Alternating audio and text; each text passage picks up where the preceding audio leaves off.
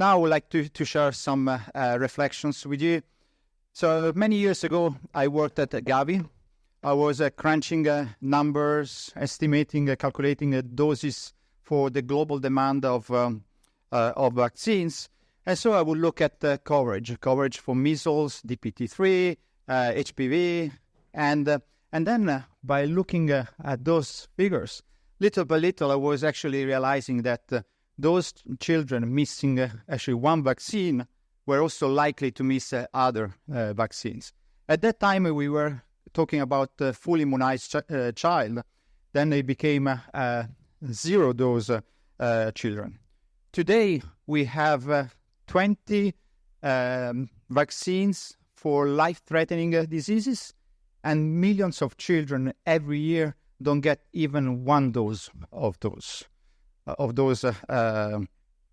vaccines. 1 in 7, according to UNICEF. And why? Because they are not reached. This is absolutely not acceptable. Years later, I could fully appreciate the role of community health workers, playing the role they play in reaching the unreached. Community health workers are trusted agents from the community. They often serve as the first, if not the only, point of care for many areas with limited access or not without access to healthcare. They're uniquely positioned to reach the zero-dose children. Equipped with the digital tools, community health workers can monitor the status of vaccination and support the full course of vaccination.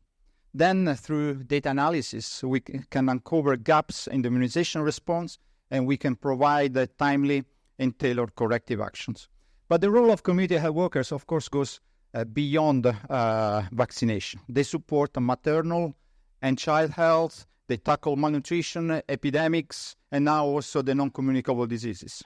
I see this every single day in my organization in Tanzania, Zanzibar, Malawi, and Zambia.